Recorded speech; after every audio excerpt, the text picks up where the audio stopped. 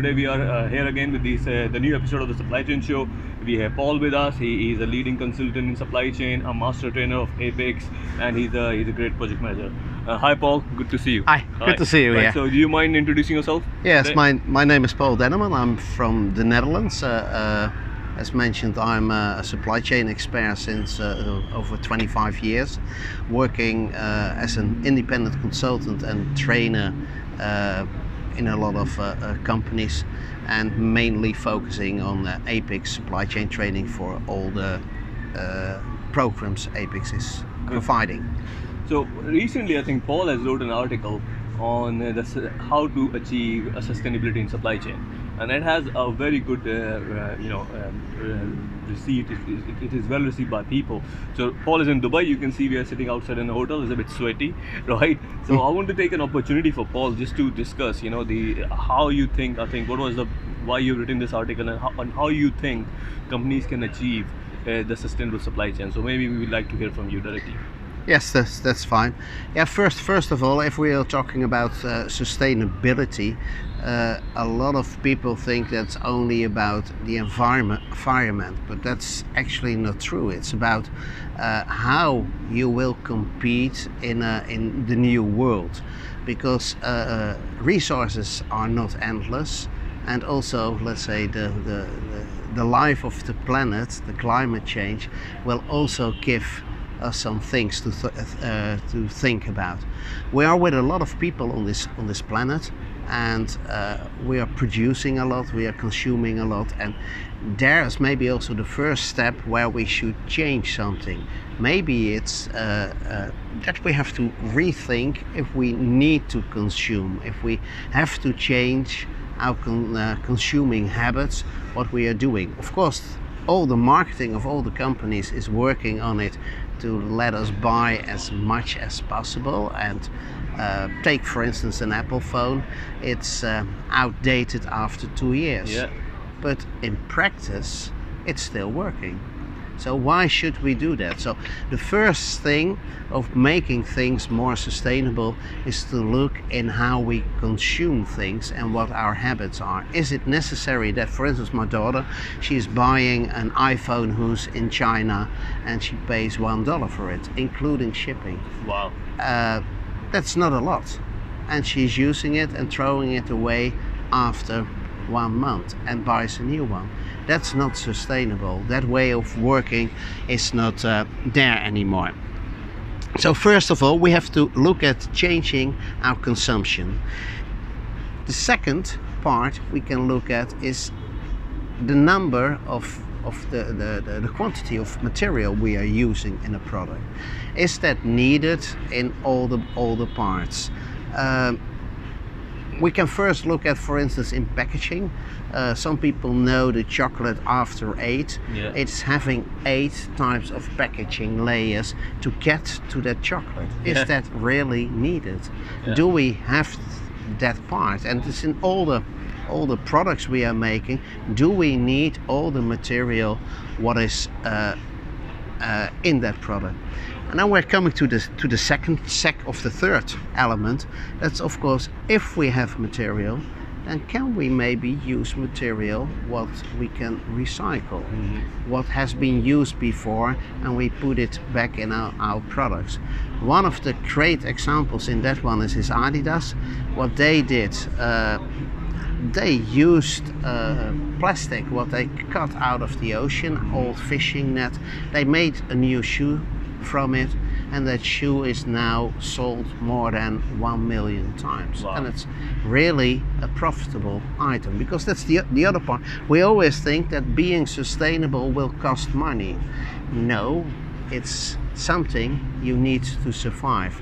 Yeah. And if you do it correctly, then first you look, of course, at risk, because we may not use lead or in our products we may not use all types of materials anymore, because they are harmful for the environment. So then sustainability is a part of risk management, of compliance.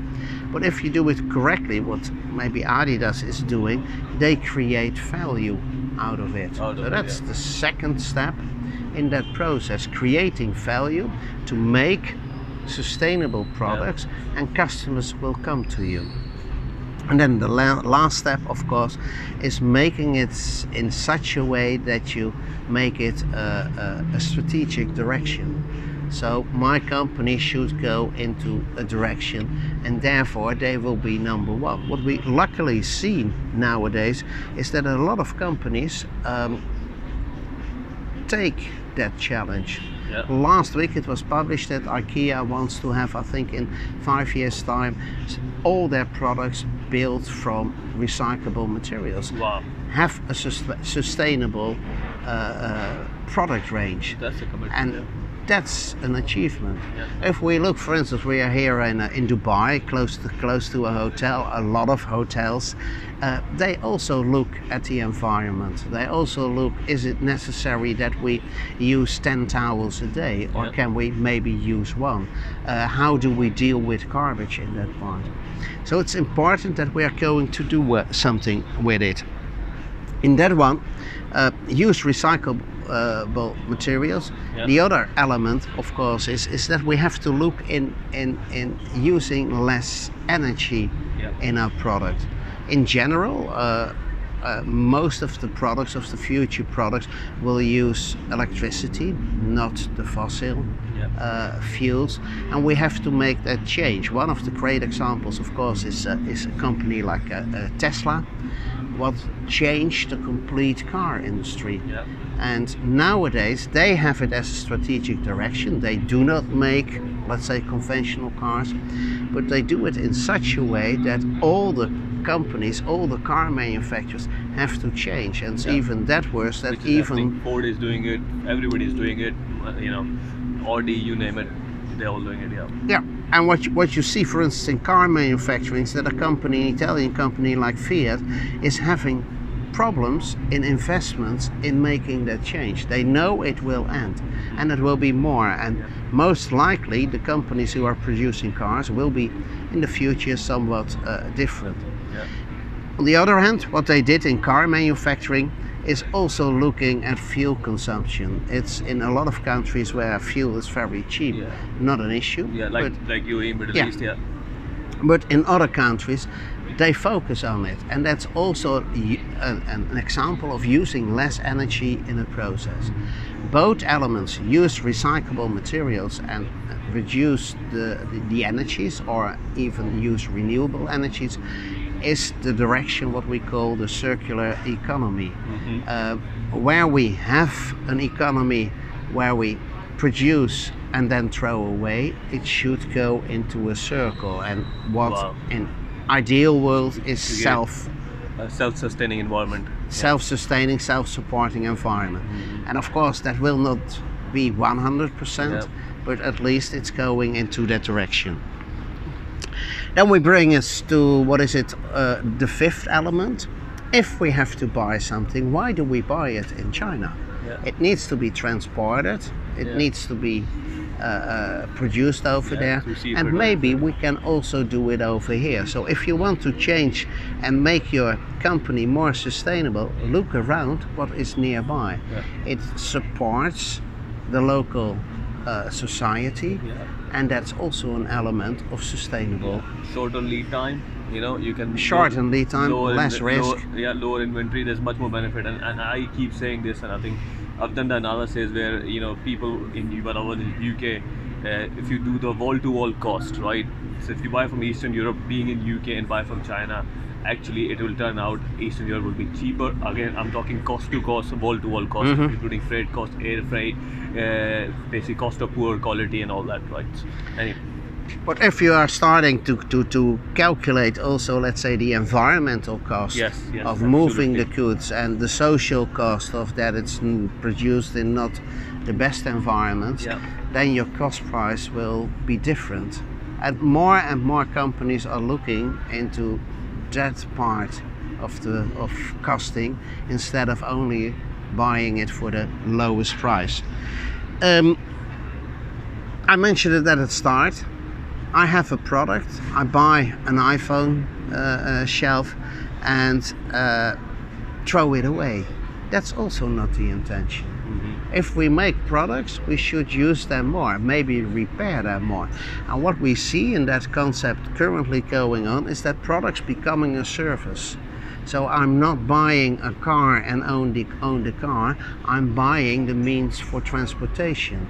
And it's a sort of lease construction, but they take care for maintenance, they take care of the complete process. And we see it more and more that we do not buy products, but we buy a complete service. Like we're having internet service, mobile phone service, also example for instance healthcare, the scanners in hospitals, they are not owned by the hospital, they are owned by Philips, and they deliver a working process. So that's also one part. Make it every product more durable, that we do not produce it for throwing it away. Great example, of course, plastic. All the plastics bottles we create, we throw it away, and companies like Coca-Cola started with it. They have a target to reduce it and to replace or recycle it by 2030 every bottle they are making. And of course Pepsi-Cola is now also doing it, and that should be the direction what we are going for. Last step, of course, if we have something and we cannot reuse it, recycle it, then think of a reasonable way of end of life. How do we get it away? In the end, we have to throw it away in a landfill, and that is the worst solution. In most parts, if we take for instance an example of office garbage, 99% can be reused, recycled, and is not going away in landfills. So I think very good steps. Thank you very much for explaining. Recently, I was in a conference in University of Middlesex in Dubai, and there was the guy. He was a Swiss guy who turned up. So what he does, he has a startup, right? What he does is, all the big boards, all the you see on the, if you go to Sheikh Zayed Road, the big card advertisements, they make all the special plastic/textile material. So what he does is he took those once the advertisement is finished, talking about you finding a better way of using it.